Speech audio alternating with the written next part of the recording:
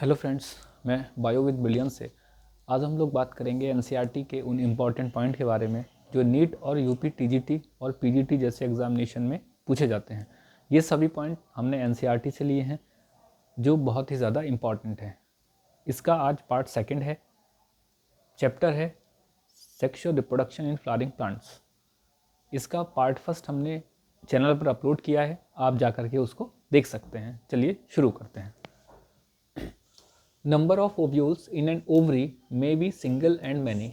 अब जो ओवरी होती है उसमें ओव्यूल्स की संख्या या नंबर ऑफ ओव्यूल्स या तो ओवरी के अंदर एक ही ओव्यूल्स होगा या एक से ज़्यादा होंगे।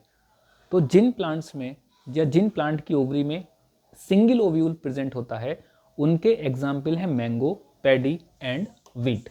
बहुत ही इंपॉर्टेंट है। और जिन ओवरी के अंदर बहुत सारे ओव्यूल्स प्रेजेंट होते हैं या मैनी ओव्यूल्स प्रेजेंट होते हैं उनके एग्जाम्पल हैं ऑर्किड्स, वाटरमेलन एंड पपाया। ये देखिए इसमें आप ये भी ध्यान रख सकते हैं कि इनमें जो सीड बनता है, जिस ओवरी में सिंगल सीड बनता है, ठीक है, उसमें ओव्यूल क्या होगा, सिंगल होगा, है ना। नेक्स्ट है hilum represent the junction between ovule and funicle. यानी हाइलम क्या है, ये भी बहुत इंपॉर्टेंट है। फ्यूनिकल और ओव्यूल के बीच का जो जंक्शन होता है, जो उनको जोड़ता है, उसको हम क्या बोलते हैं, हाइलम।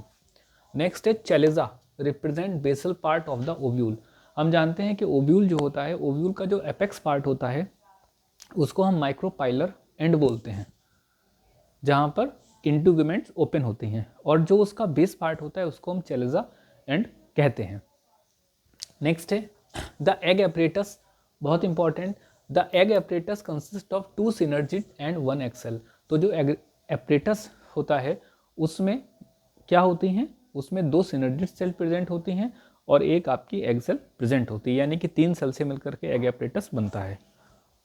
फिर है फिलीफॉर्म एपरेटस। फिलीफॉर्म एपरेटस क्या करता है, तो filiform apparatus guide the pollen tube into synergid. तो जो सिनर्जिड होती हैं, सिनर्जिड सेल, उन तक जाने के लिए पॉलन ट्यूब को जो गाइड करता है या रास्ता बताता है वो बताता है फिलीफॉर्म एपरेटस। फिलीफॉर्म एपरेटस क्या होता है, तो ये जो सिनर्जिड सेल होती हैं इनके ऊपर बहुत बड़ी थिकनिंग बन जाती हैं, जिनको हम बोलते हैं फिलीफॉर्म एपरेटस।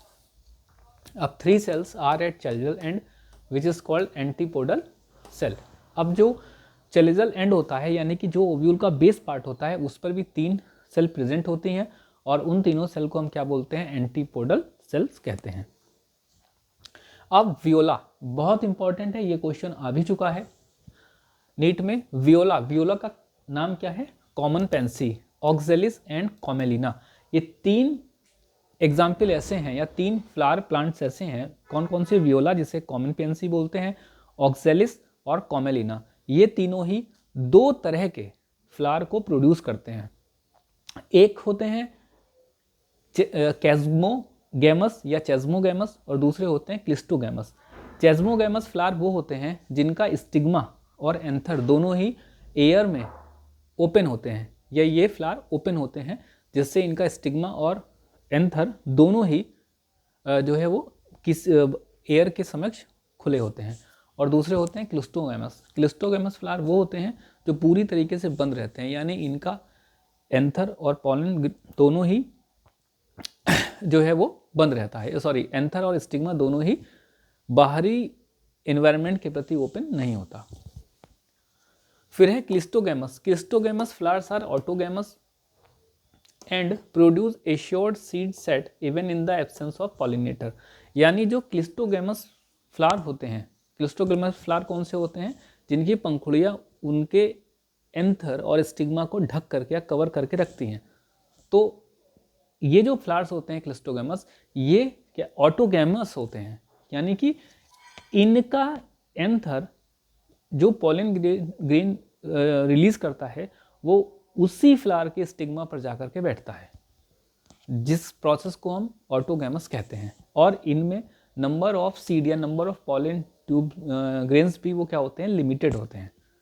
ठीक है। Next, geitonogamy is functionally cross pollination involving pollinating agent, genetically it is similar to autogamy. अब गाइटेनोगैमी तीन तरह के पॉलिनेशन होते हैं, ऑटोगैमी, गाइटेनोगैमी और जीनोगैमी।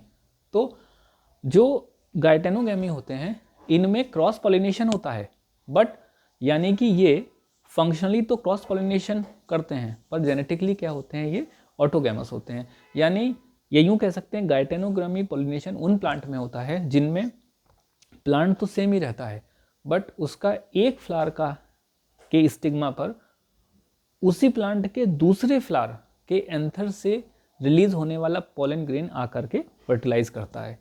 तो इस तरह से ये होते तो फंक्शनली क्रॉस पोलिनेशन को शो करते हैं पर ये वास्तव में क्या होते हैं, ऑटोगैमस होते हैं, क्योंकि जो क्रोमोसोम्स होते हैं वो उसी प्लांट्स के होते हैं। फिर आता है xenogamy. Xenogamy is only type of pollination which during pollination brings genetically different types of pollen grain to the stigma. Xenogamy क्या होते हैं, जीनोगैमिक टाइप का पॉलिनेशन वो होता है जिसमें पूरा कंप्लीटली क्रॉस पॉलिनेशन होता है, यानी इसमें ऑटोगैमस की कोई गुंजाइश नहीं होती, क्योंकि इसमें जो प्लांट पार्टिसिपेट करते हैं वो ज़्यादातर यूनिसेक्सुअल होते हैं, यानी या तो प्लांट पूरा कंप्लीटली मेल होगा या फिर कंप्लीटली फीमेल होगा। नेक्स्ट आप आते हैं, wind pollination is common in grasses. बहुत इंपॉर्टेंट है, यानी जो घास होती हैं वो किस तरीके से पॉलिनेशन किसके जरिए करती हैं। दो तरह के फैक्टर होते हैं, एजेंट होते हैं, एक बायोटिक और एक एबायोटिक। एबायोटिक में आता है एयर और वाटर, और बायोटिक में आते हैं एनिमल्स हो गए, बर्ड्स हो गए, इंसेक्ट वगैरह हो गए, है ना। तो जो घास होती हैं उनमें कौन से एबायोटिक एजेंट के जरिए पॉलिनेशन होता है, तो वो है विंड। दूसरा है वाटर हायसिंथ, बहुत इंपॉर्टेंट है। Water hyacinth and water lily are pollinated by insect and wind. यानी वाटर हायसिंथ और वाटर लिली भले ही पानी में रहते हों, बहुत इंपॉर्टेंट है, पर ये पॉलिनेशन वाटर के थ्रू नहीं करते बल्कि इंसेक्ट और विंड के थ्रू करते हैं। ठीक, जैसे कि एक क्वेश्चन बहुत एक पॉइंट और इम्पॉर्टेंट है जो मैंने यहाँ पे नहीं दिया, कि जो फ्लावरिंग प्लांट्स होते हैं उनमें वाटर के थ्रू जो पॉलिनेशन होता है वो बहुत रेयर होता है। केवल 30 जेनरा ही फ्लावरिंग प्लांट्स की वाटर के थ्रू पॉलिनेशन करती हैं, जिनमें भी मोस्टली मोनोकॉट प्लांट्स होते हैं। बहुत इंपॉर्टेंट है और नीट में पूछा भी गया है। आज के लिए इतना ही, बाकी हम लोग नेक्स्ट पार्ट में और इम्पॉर्टेंट पॉइंट को लाने का प्रयास करेंगे। याद रखिए यहाँ पर आपको पढ़ाया नहीं जा रहा है बल्कि जो इम्पॉर्टेंट पॉइंट है उनको आपको रिवाइज कराया जा रहा है। Thank you.